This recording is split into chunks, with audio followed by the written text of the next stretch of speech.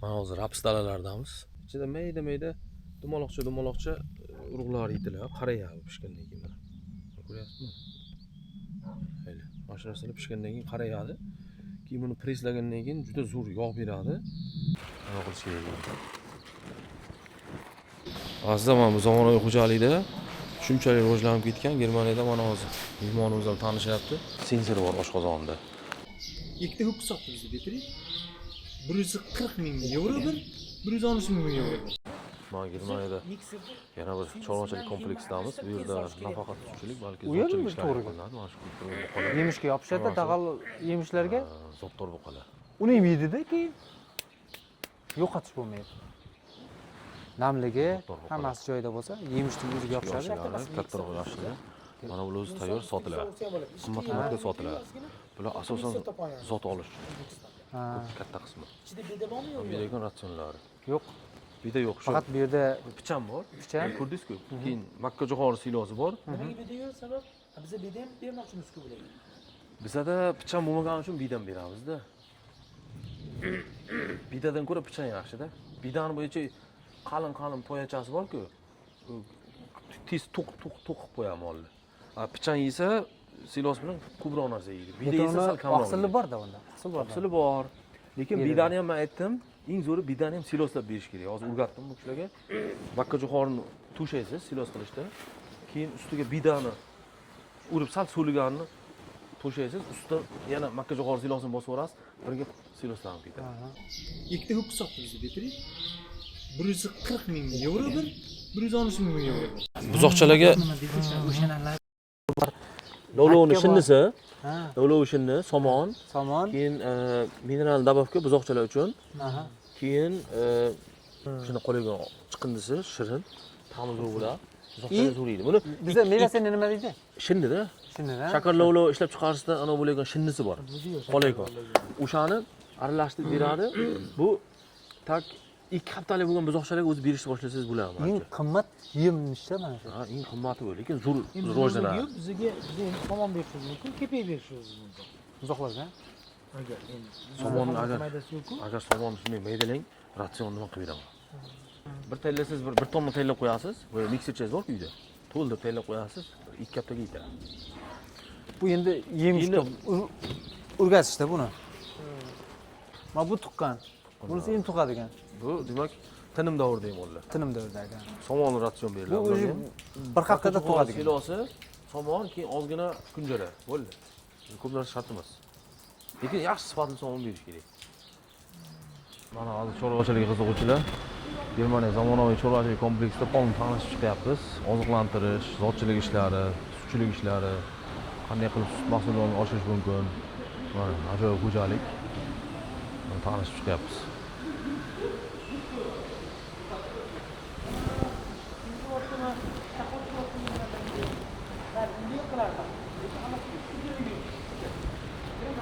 Mana oxirlari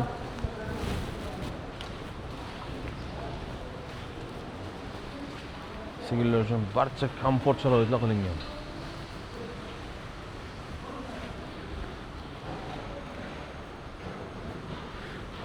Hozir bularga yana sveji oziqa beriladi. Bilon Agro birgalikda rivojlanamiz. Oziqlantirgan. O'rtaliq. kichkina liniya bor, robot keladi, oziqlantiradi. Mana shunda bo'lsa kerak. Bu taraf tinim davrida. Buni deydi.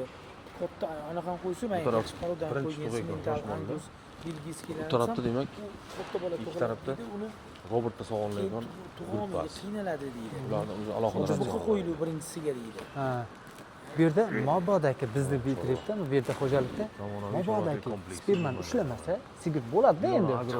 Ana unda buqaga qo'yiladi. Xizmat ko'rsatishdan charchamaydi. Qanchalik mana bitta qildinglar, keyin bir oydan keyin yana kuyib keladi. 15 kundan keyin yana buqaga keladi. Doktorlar kelib o'zi tekshiradi har 15 kunda kelib. Azizlar, mana bu zamonaviy xo'jalikda shunchalik rivojlanib ketgan Germaniyada mana hozir mehmonimiz bilan tanishyapti. Sensor bor oshqozonida. Bu shu menejerda qo'lida telefonga signal datchik jo'natib turadi. Har bitta molning oshqozonida temperaturani o'lchaydi. Ular kavush qaytarishini o'lchab turib, salgina standart ko'rsatkichdan og'ish bo'lsa birdan signal keladi, shu mollar nimadir yo'q yoki temperatura tushib ketdi, temperatura oshib ketdi deb signal keladi. Mana shu yerda hamma mollar mana hammasida sensor bor. Bo'ynida ham bor, oshqozonida ham bor. Telefonga ulangan, telefonni hamma ma'lumotni ko'rib turadi, oldindan ogohlantiradi. Mol qachon tug'ish kerak, tug'ish yaqinlashganda ham mol mana shu 24 soat ichida, 48 soat ichida tug'adi deb mana xabar berib turadi. Turli xil kasalliklar oldindan aytadi. O'zgarish bo'lyapti, sal mazasi bo'lmayapti deb turib, kavush qaytarish yaxshi bo'lmayapti, temperatura tushib ketdi, ko'tarilib ketdi deb. Oshqozonda hamma signalni telefonga jo'natib turadi. Mana shunday zamonaviy xo'jayinlar bilan tanishaman, shular tajribasini o'rganaman sizda Bilon Agroga murojaat qilishda. Bu ba'zi mikser robot mana ham haydaydi o'zi, ha? Buni ekib haydaydi. Keyin bu yerda har xil komponentlar tushadi. Misol uchun soyali komponent, energichniy komponentlar, minerallar, dabavkalar, hammasi shidan, vitaminlar shidan qo'shiladi. Bu yerdan asosiy ozuqa, nima, dag'al ozuqalar qo'shiladi. Silos, makacho'xor silosi, keyin somon qo'shiladi, keyin pichan silosi qo'shiladi. Bu yerda yong'oqcha vida yo'q, bu yerda o'sha asosan pichan silosi bor mana. Bu qo'shilib o'zi tayyorlab, o'zi uncha katta narsa emas mana. Hozir Germaniyadan o'sha eski sistemaga qaytyapti-da baribir. Ya'ni kamroq, ko'proq yediraverish kerak. Misol uchun hal 6 soatda tashlab ketsa kerak. O'zi borib bir surib o'lchaydi, qancha ozuqa qo'yadi. Kam ozuqa qo'ygan bo'lsa, o'zi yediraveradi. Orqada og'riq bo'lgan og'riq sog'inadigan siylarga bor. 2 soat bor. Har 2 soatda oziqlantirib turadi, kam. Kuniga oziqa chiqadi. Hozir bular o'shani ham tajriba qildi, qarang, tajriba qilib, haqiqatdan ham kam tez bersangiz, mol shuncha ko'payadi. Mol qancha ko'paysa, shuncha ko'p sut beradi. Bu tarafda har bitta konteynerda komponentlar to'ldirib qo'yasiz, olib kelib, bu o'zi qancha kerakli miqdorda dabavkani tayyorlab, buqagami, siyirgami, tinim davridagi siyirlargami hammasiga o'zi oziqlantiradi. Menga e'tibor beriladi, birinchi o'rin, ikkinchi o'rin. Birinchi o'rin faqat sog'lomlik siyirlarga beriladi. Ha. Birinchi o'rinni oqsili yaxshi, sifati yaxshi bo'ladi. Yana bitta o'rinni silos qilmay, quruq holatda xashak pichan qilib saqlaydi. Bizda unaqa yo'q. Qo'yib bermaysizlar? Qo'y yo'q ekan. Mana даже suyuq narsalar ham qo'shiladi.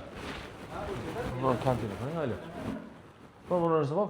Jamshid, o'sha shinni ratsionga ozgina qo'shib yuborsangiz, misol uchun har bitta qora molni boshiga 400 gramm, 200 grammdan mana oziqa aralashgandan keyin sal shirin qiladi-ku. Mollar ko'proq yeydi. Xullas hammasini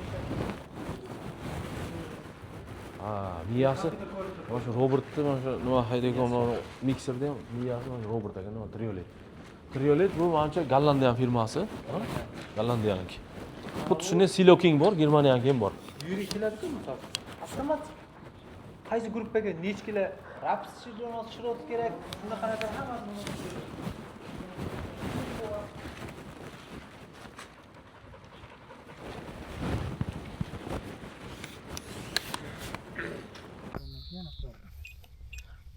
Mana hozir raps dalalardamiz. Mana ko'ryapsizmi, Jamshid aka? Bular hozir gullab, guli to'kilgan. Mana hozir bunasini ochsak, ichida mayda dumaloqcha urug'lar yetiladi, qarayadi pishgandan keyin mana. Ko'ryapsizmi? Mayli, mana shu narsalar pishgandan keyin qarayadi. Keyin buni preslagandan keyin juda zo'r yog' beradi. Hektariga yog' hosili ham ko'p buni. Keyin qolgan o'sha kunjarasi keyin molga ozuqa sifatida beriladi. Yo bo'lmasa, buni siqib olingan o'sha nimasidan chiqindi moyidan biologik kerosin ishlab chiqaryapti hozir. Mana qarayman, mashina bo'yi balandligi 1.30, 1.40. Ha, bu baland bo'ladi bular ham. Raps dalalar. Raps.